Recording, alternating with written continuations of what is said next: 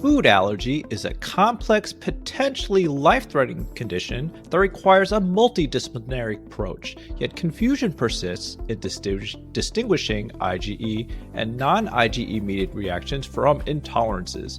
At the same time, advances in immunotherapies and biologics are opening new opportunities for proactive, personalized care. Hello everyone, my name is Jerry Lee. I'm an associate professor at Emory University and the host of this three-part miniseries entitled Food Allergy Frontlines, Clarifying Diagnosis, Advancing Treatment from the American College of Allergy, Asthma, and Immunology, and is supported by a grant from Genentech. In this episode, we'll discuss how to accurately diagnose and manage food allergies in primary care, covering testing indications, referral criteria, prevention strategies, and risk stratification. And I'm excited to be joined by two food allergy experts in the field. Our first expert is Dr. Brian Vickery. Dr. Vickery is a professor of pediatrics and chief of the Division of Allergy and Immunology at Emory University and Children's Healthcare of Atlanta. A nationally recognized clinician scientist, his research focuses on improving outcomes for children with food allergies through novel interventions and therapies. He has authored over 125 publications and is a leading voice in advancing the field of pediatric food allergy. Brian, welcome to the podcast. Thanks, Jerry. Happy to be here. And our second expert is Dr. Edwin Kim. Dr. Edwin Kim is an associate professor of pediatrics and chief of the Division of Pediatric Allergy and Immunology at the University of North Carolina School of Medicine. He also directs the UNC Food Allergy Initiative Research Group, whose focus is the development of novel therapeutics for food allergy. Welcome to the podcast, Edwin. Thanks for having me, Jerry. Okay, let's get started. Brian, let's start with you. Food allergies are a common condition in the primary care office. It's affecting approximately 8% of children and 11% of adults in the United States. However, we know that the diagnosis of food allergy isn't very clear-cut. It is often challenging and confusing to patients, caregivers, generalists, and, be honest, us too, for allergists. So, in your practice, how do you approach the diagnosis of a food allergy? Jerry, this is a great question. The most important aspect of making a food allergy diagnosis is taking a good history.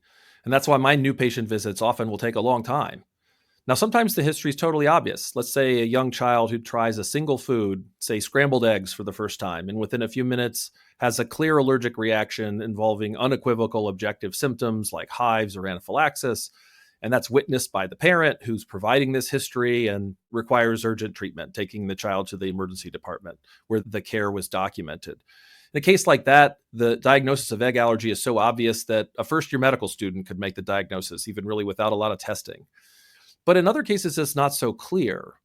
So, for example, certainly we know that increasing awareness of food allergies may lead many families to seek evaluation and testing before they've even attempted the food. And they want to know, is my child allergic to this food before we even try it? And in that case, there's not even a history to take. And sometimes other cases, the food's ingested, but then what happened next is not clear. So take that egg allergy case as an example. Let's say that child reacted to egg and it's clear that they're allergic to egg, but now it's time to try peanut. And the parent who's kind of traumatized from the first reaction offers a little fingertip size amount of peanut butter and the child sort of spits it out, maybe, scratches a little bit, complains, and just won't take any more of that. So now they're nervous. Well, does that represent a peanut allergy? Even though there aren't clear signs of an allergic reaction to peanut at that point. And then yet another common scenario is those more high-risk patients that we worry about with, say, moderate to severe atopic dermatitis, who are at higher risk of developing food allergy than patients without atopic dermatitis. And patients like this may have vague, nonspecific symptoms like scratching or runny nose or loose stool on days that they might try a new food. And so something objective did happen that was witnessed and it had some relationship to eating, but it's not clear that it was an immune response to the food. And so these different kinds of scenarios can be challenging. It's important to know all of these details, which really form what we consider the pretest probability of disease. And this is a concept we talk about with our residents and fellows in the clinic. And understanding what that pretest probability is then helps us interpret any test we order afterwards. So this is a common clinical reasoning process that really applies to any test you're going to order inside or outside of allergy. When I talk to families, though, What I tell them ultimately is the most important test is the swallow test. What happens when you eat the food? What are the circumstances? What is the outcome? Because everything we do to diagnose patients depends on the answer to that question. Yeah, thanks, Brian. I mean, you're sort of mentioning that many of the times the patient comes in describing a reaction, and not many of them are slam dunk. And so it sort of makes sense if we're worried about IG mediated food allergy, we're just going to test for IG. We're going to do a blood test, we're going to do a skin test, and that's going to clarify the diagnosis. Edwin, could you talk about skin testing and allergen specific IG in terms of its accuracy and helping us make the diagnosis of food allergy? So, I mean, many of us, patients, providers, all of us really, we automatically think about a test when we're thinking about making a diagnosis. I mean, I think a good example of this would be the rapid strep test, or even more recently, we have these home COVID tests. We do the test, a line pops up, it means positive. And if there's no line, then it means that it's negative and you don't have the flu, or you don't have COVID, or you don't have strep. When it comes to food allergy, though, the problem is there is no yes, no test available at the moment that we can use. And so it actually often surprises our patients who are expecting that. But just like Brian just explained, the diagnosis really comes almost entirely from the history. It's the reason that we ask so many questions when the patients come into the clinic, even though in their minds the diagnosis is sort of already there. But we really want to know, is it a food that is commonly known to cause allergies? Are they symptoms that typically fit for allergy? What was the timing? Did it happen sort of shortly after eating? All of these pieces, exactly like Brian just mentioned, really go into this concept of pretest probability. Once we have that good sense of, yeah, this sounds pretty good for an allergy, that's when we go into the testing that you mentioned, the skin testing and the blood testing. And here, really, what we're looking for is just trying to show that that patient actually has the IG antibody to the food, that we can now connect the dots between the symptoms that they've had and the actual immune system itself. I think one thing that's important for patients to realize is that the skin test and the blood test are actually trying to show us the same thing. They're two different ways of doing it, but both of them are trying to show us that the patient actually has IgE specific to that food in their immune system. The part about the testing, though, that makes it tricky and why it's so important that we get the history and have a good sense of whether there's allergy or not first is that we also know that you can have IgE, but actually not be allergic.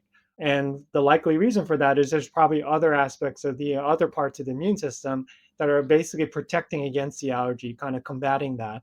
And so that swallow test that Brian mentioned is essential here. So if you eat the food every day and don't get sick, it doesn't matter what any kind of test tells you. It doesn't matter that you have a positive IgE. You've clearly shown that you are not allergic. On the other hand, though, it makes sense if you don't have IgE, how in the world could you have an allergic reaction? And so that gives us a pretty good sense that you are likely not allergic and there's a different explanation for the results or for the symptoms that they're having. Yeah, so I think Brian and Edwin, you're sort of making the case here that unfortunately it's not clear cut for us just to make the diagnosis of food allergy through just allergy testing. I think referral to the allergist immunologist can integrate the pretest probability and the test to make sure we're avoiding over or under diagnosis. But at least when the primary care clinician sees a patient with a history of food allergy, is there some steps that clinician should take before referring to the allergist, since that might take a while? Again, it gets back to what that history is and how convincing it is. Something that's convincing to me might not be convincing to someone else and vice versa. So it's a little bit subjective. But for the purposes today in discussing with the kind of the more primary care audience, let's say someone has a clear, obvious initial presentation of anaphylaxis. So has an exposure to peanut, hives, vomiting, coughing, almost like a shock-like presentation, ends up in the emergency department, gets epinephrine, like clear history of peanut allergy. The emergency department should provide that patient with a prescription for auto-injectable or intranasal epinephrine if they don't have it already. And that patient should be coached on how to use it, although that doesn't always happen in an emergency department setting.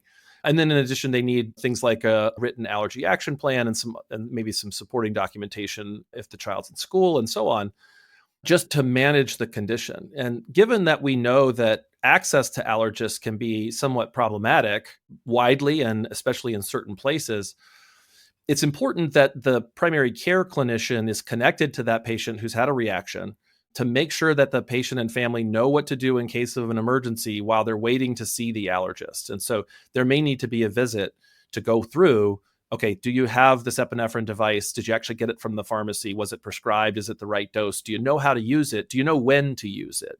Under what circumstances you might need to treat a reaction and what to do next, so that the family has a little bit of a lifeline while they're trying to wait for the allergy appointment.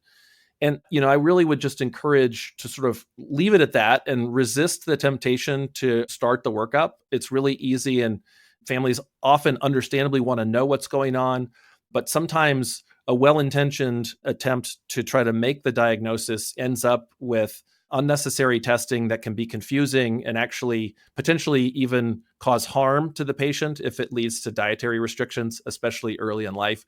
So really, I would recommend kind of leaving the workup to the allergist and not ordering testing, and really focus the short-term approach on ensuring that the patient and family understand what anaphylaxis is, how to treat it, and go from there. Brian, I want to go back to your previous point about a convincing history of food allergy. I mean, you mentioned sort of this immediate anaphylaxis presentation we're all familiar with, but I think there are some presentations that I'd love for you to give advice about regarding the primary care to address. Especially the most common question we hear from caregivers is food allergy evaluations to evaluate food triggers for eczema or atopic dermatitis. What would be your advice for primary care clinicians to address that question? We spend a lot of time on that in the clinic because I think there's a lot of misunderstanding or misinformation about these two conditions. And so really, my approach starts with an education about what eczema is and what it's not. And while eczema is strongly associated with food allergy, it is not caused by food allergy. And that's an important point to get clear on. May sometimes be considered a little counterintuitive or difficult to understand from people.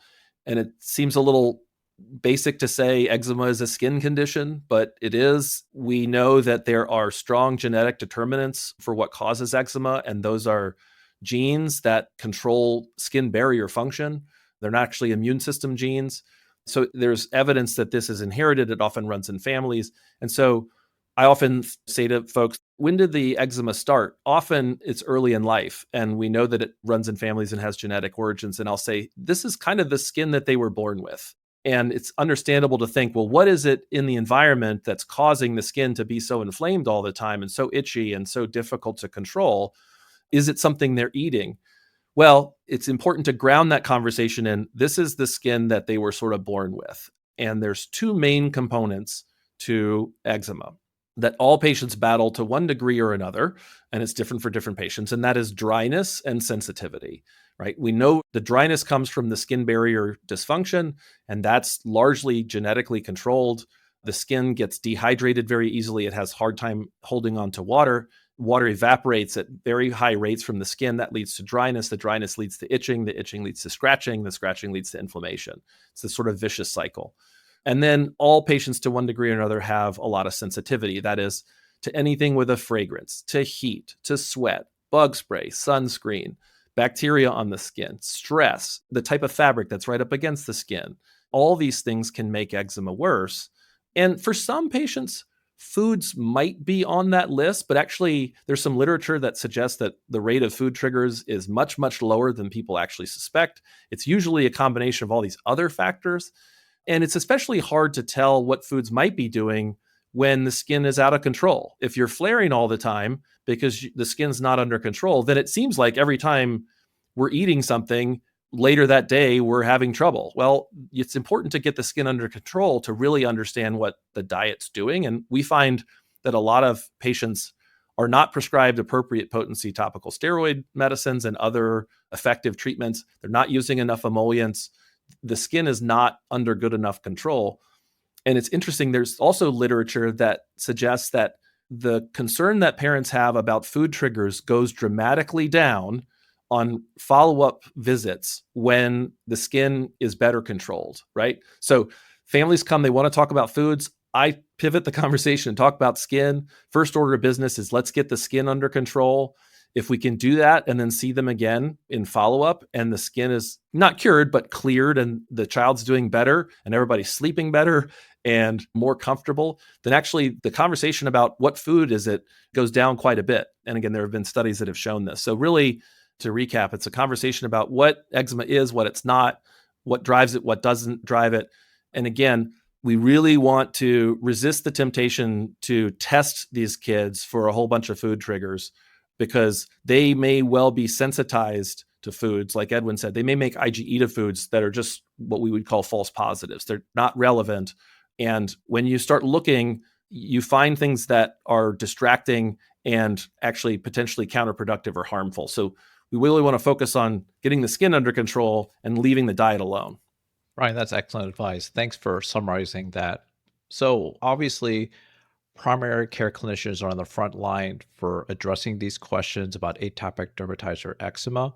But also, we have now recognized that primary care plays a huge role in food allergy prevention. Edwin, are you able to summarize the advice generalists should be giving parents about prevention of food allergy, especially if they have an infant or expecting a newborn?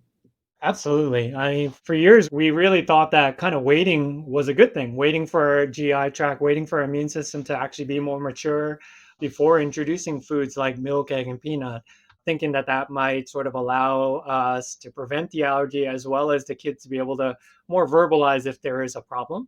Unfortunately, though, over that time, we saw the opposite. So instead, we actually saw the rates of allergy continue to go up and up.